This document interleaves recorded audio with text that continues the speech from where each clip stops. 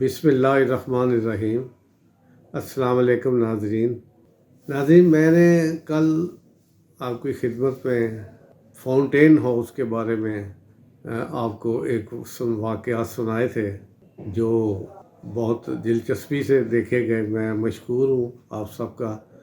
کئی دوستوں نے فون کیے، کئی دوستوں نے کمنٹس کیے، کئی لوگوں نے مجھے ذاتی طور پر ملاقات میں بھی ذکر کیا اور میری حوصلہ افزائی بھی ہوئی، جس سے مجھے اس میں اور زیادہ اس کو بہتر اور تفصیلات فراہم کرنے کا، جس سے آپ کو زیادہ سے زیادہ اندازہ ہو سکے کہ لوگ کیا کیا کچھ ہمارے لیے کر کے گئے ہوئے ہیں، کتنی محنت سے اور کتنی لگن سے اور کتنے خلوص سے یہ سب کچھ جو آج ہم جو کھا رہے ہیں، اس کی فصل لگانے میں انہیں کیا کیا دشواریاں پیش آتی رہی ہوں گی۔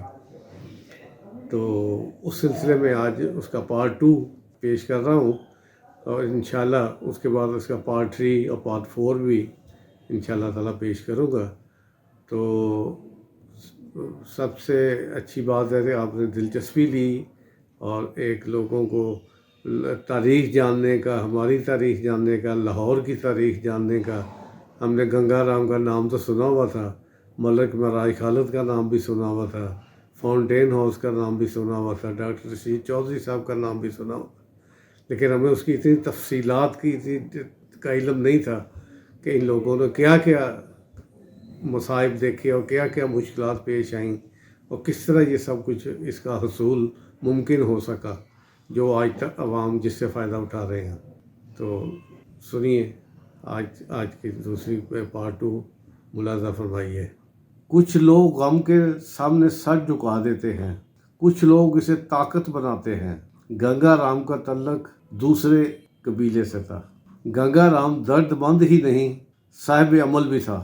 اس نے تحقیق کی تو پتہ چلا کہ ہندوستان میں 1.5 کروڑ عورتیں بیوہ موجود ہیں، ان میں سے 1 کروڑ ہندو ہیں۔ ایک بڑی تعداد کم عمر بچیوں پر مشتمل ہے۔ اب اس نے سوچنا شروع کیا کہ وہ ان کی مدد کیسے کرے۔ پہلا حل تو یہ تھا کہ بچپن کی شادی کا رواج کم کیا جائے، دوسرا حل دوسری شادی کو رواج دینا تھا۔ اس نے فیصلہ کر لیا کہ وہ دونوں کام کرے گا۔ یوں اس نے 1914 میں بیوہ عورتوں کی شادی کے لیے ایک مہم ہندو وڈو ری میرج ایسوسی ایشن کا آغاز کر دیا۔ یہ برصغیر میں ناظرین ایک بڑے انقلاب کی بنیاد تھی۔ گنگا رام کی اولین ترجیح ان کم عمر بیواؤں کی شادی تھی۔ شادی کے بعد جو رخصت ہوئے بغیر بیوہ ہو جاتی، تمام عمر تنہائی کی آگ میں جلا کرتی۔ پہلے برس 1914 میں ایسوسی ایشن نے 12 شادیاں کرائیں۔ اس طرح وقت کے ساتھ ساتھ ہوتے ہوتے یہ کافی حد تک کام آگے بڑھا۔ اس کے لیے انہوں نے کوئی فیس وصول نہ کی جاتی، فریقین کو کوائف سیگا اعزاز میں رکھے جاتے۔ جب بھی کوئی شادی ہوتی، گنگا رام کی آنکھیں مسرت کے آنسوؤں سے بھر جاتی ہیں۔ کتنی خوش ہوتا ہوگا وہ دیکھ کر کہ میرا انقلاب میرے سامنے اس پر عمل شروع ہو گیا ہے۔ ایسوسی ایشن کا کام رفتہ رفتہ پورے برصغیر میں پھیل گیا۔ 400 سے زیادہ شہروں میں ذیلی دفاتر بن گئے اور مقامی افراد کے ذریعے معصوم اور کم سن بیواؤں کے بیاہ ہونے لگے۔ دوبارہ شادی کا یہ تصور اس قدر مقبول ہوا کہ کٹر ہندو بھی اس کی مزاحمت نہ کر پائے، ورنہ ہندوؤں کے لیے، کیونکہ یہ مذہبی ان کا رسم تھی، رکاوٹ بن سکتے تھے، لیکن سب نے سوچا کہ یہ ہمارے دھرم میں کوئی اچھی چیز نہیں ہے، انہوں نے مزاحمت نہیں کی کسی نے۔ انہی برسوں میں گنگا رام کی دولت میں بے پناہ اضافہ ہوا۔ اس کا خیال تھا کہ ان بیواؤں کی دعاؤں کا نتیجہ ہے۔ 1922 میں جب انہیں سر کا خطاب ملا تو بھی انہوں نے کہا کہ مجھے یہ اعزاز ان آنسوؤں کے طفیل ملا ہے جو ان ہزاروں عورتوں نے میرے لیے بہائے۔ اسی برس لندن کے مضافات میں انہیں ایک حادثہ پیش آیا۔ جس گاڑی میں وہ سفر کر رہے تھے بری طرح تباہ ہو گئی، لیکن گنگا رام مکمل محفوظ رہے، انہیں کوئی زخم تک نہ آیا۔ گنگا رام نے وہاں سے بھی اپنے ساتھیوں کو خط لکھا، خدا نے مجھے موت کے منہ میں جانے سے بچا لیا ہے، لگتا ہے وہ مجھ سے مزید کام لینا چاہتا ہے۔ اگر ایسا ہے تو مجھے اپنے کام کی رفتار بڑھا دینی چاہیے۔ لاکھوں عورتوں کی زندگی میں امید کے دیے روشن ہو رہے تھے۔ ہندو سماج میں صدیوں بعد انقلاب کا آغاز ہو گیا۔ جوں یہ کام بڑھا تو کچھ مسائل بھی جنم لینے لگے۔ بہت سی بیوائیں ایسی تھیں جن کی شادی کی عمر بیت چکی تھی یا ان کے شوہر ملنا مشکل تھا۔ بعض اگرچہ نوجوان تھیں لیکن وہ اپنے بچوں کی وجہ سے دوبارہ شادی نہ کرنا چاہتی تھیں۔ بعض مذہب کی پابند تھیں، اس لیے بھی وہ شادی کے لیے آمادہ نہ تھیں۔ گنگا رام نے ان مسائل کا حل بھی ڈھونڈ لیا۔ اس نے حکومت کو پیشکش کی کہ وہ ہندو بیوہ گھر کے نام سے ایک ادارہ بنانا چاہتے ہیں۔ ان بیواؤں کو اس گھر میں رکھا جائے گا جو شادی کرنا نہیں چاہتی۔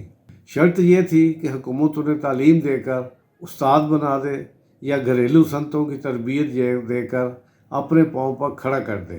گنگا رام نے حکومت کو زمین کے علاوہ ایک عمارت کی پیشکش بھی کی۔ حکومت نے یہ اسکیم منظور کر لی اور تعمیر کے مراحل طے ہونے لگے۔ زمین کے علاوہ 2.5 لاکھ روپے صرف ہوئے۔ یہ رقم گنگا رام نے خود فراہم کی۔ ان کا کہنا تھا کہ یہ رقم اس کی تھی ہی نہیں، یہ ان بیوہ عورتوں کی تھی۔ خدا نے اس لیے مجھے دی کہ ان تک پہنچا دوں۔ اس وقت کے گورنر سر ایڈورڈ میکلیگن نے 1921 میں اس بیوہ گھر کا افتتاح کیا۔ عمارت کی پیشانی پر وہ کتبہ آج بھی نصب ہے جس میں گنگا رام نے اپنا نام درج نہ ہونے دیا۔ اس کا کہنا تھا کہ نام میں کیا رکھا ہے، اصل خدمت وہی ہے جو نام و نمود کی آرزو کے بغیر ہو۔ یوں بھی ترکہ میں دیے ہوئے کوئی نام کی تختی نہیں لگاتا۔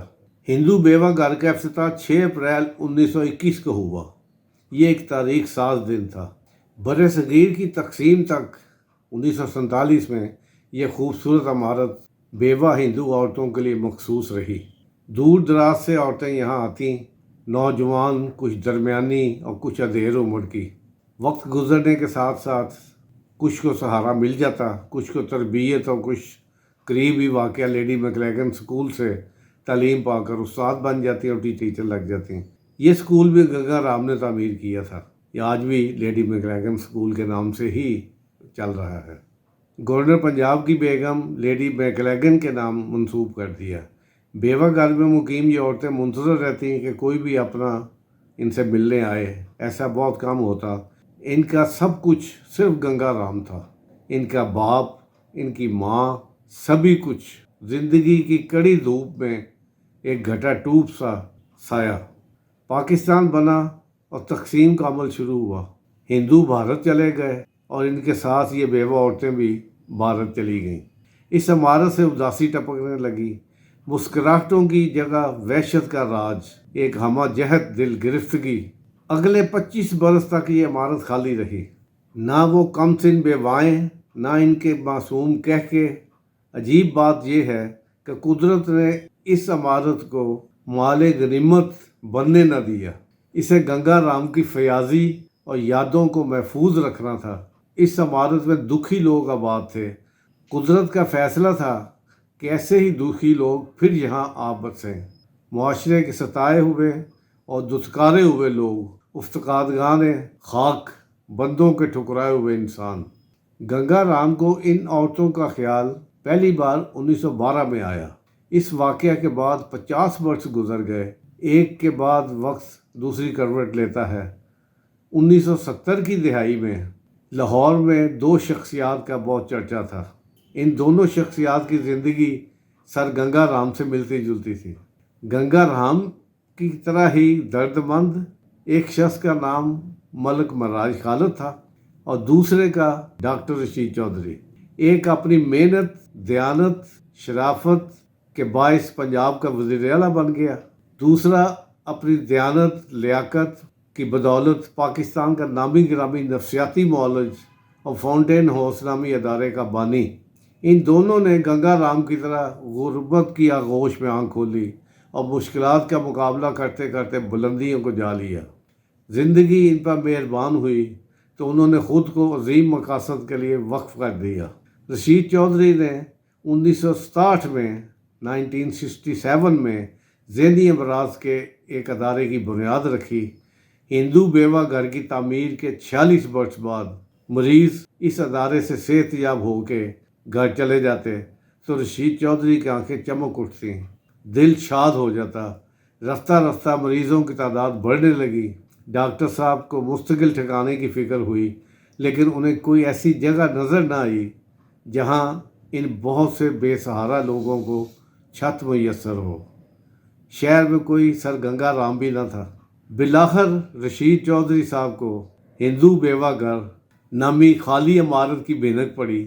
کسی نے بتایا کہ وہ خالی جگہ پڑی ہوئی ہے جہاں پر ہندو بیوہ گھر تھا، سیکریٹریٹ کے پاس ہے۔ وہ وہاں پہنچے اور دنگ رہ گئے۔ انہیں لگا یہ عمارت تو انہی کے لیے تعمیر ہوئی ہے۔ وسیع و ریز کمرے، کشادہ برآمدے، صحن اور بیرونی باغ۔ انہیں پتہ چلا کہ یہ عمارت انہیں مل سکتی ہے، لیکن اس کے لیے پنجاب کی وزیر اعلیٰ کی منظوری لازم ہوگی۔ ڈاکٹر رشید چودھری نے ان کے دروازے پر دستک دی۔ درویش منش، سادہ اتوار اور عوام دوست وزیر اعلیٰ ڈاکٹر رشید چودھری نے اللہ سے دعا کی اور پھر درد مندی سے وزیر اعلیٰ کو اپنی درخواست پیش کر دی۔ مراج خالد ڈاکٹر رشید چودھری سے متعارف تھے۔ فیصلہ کرنے میں انہوں نے تاخیر نہ کی۔ اس طرح یہ طرح دار عمارت ذہنی امراض کے مریضوں کو مل گئی۔ گنگا رام کا خواب تھا کہ اس عمارت میں محرومی کی ماری بیوہ عورتیں زندگی بسر کریں۔ 100 برس بیتنے کو ہیں، اب بھی ایسے ہی لوگ یہاں جگہ پاتے ہیں، معاشرہ جنہیں قبول نہیں کرتا۔ گنگا رام کی عمارت 80 خواتین کے لیے تھی۔ آج اس عمارت میں 500 افراد رہتے ہیں، 300 مرد، 200 خواتین۔ نیکی ضائع نہیں کی جاتی، فقط چہرہ بدلتی ہے۔ فاؤنٹین ہاؤس کی یہ عمارت، یہ قدیم عمارت دیکھتا ہوں تو حیرت ہوتی ہے۔ ہر سو جیسے ایک سرگوشی سنائی دیتی ہے کہ نیکی کبھی ختم نہیں ہوتی۔ گنگا رام، ڈاکٹر رشید چودھری اور مراج خالد تینوں معمولی کسانوں کے بیٹے تھے۔ لائل پور، ہوشیارپور، لاہور اور ماجھے کے نواحی علاقوں میں پلے بڑے، نام پیدا کیا۔ محنت، دیانت اور انکسار کی خوبیاں پروردگار نے انہیں بخشی تھیں، لیکن کسے خبر تھی کہ قدرت نے کیسے کیا کام ان سے لینے ہیں۔ نیکی روپ بدل بھی لے تو اس کی خوشبو کم نہیں ہوتی، اس کا جمال دھندلاتا نہیں، اس کی چمک خیرہ کیے رکھتی ہے۔ ناظرین، آپ سے گزارش ہے کہ آپ میرا چینل نیمتے سبسکرائب کر لیجئے تاکہ آپ کو باقاعدگی سے میری ویڈیو ملتی رہے اور آپ کو اس کو دیکھنے کا موقع ملتا رہے۔ آج کی اچھی بات، حرام اور حلال پر کوئی لیبل نہیں لگا ہوتا۔ ان میں جو چیز فرق کراتی ہے وہ ہے خوف خدا۔ ہنستے بستے رہیے۔ السلام علیکم، خدا حافظ۔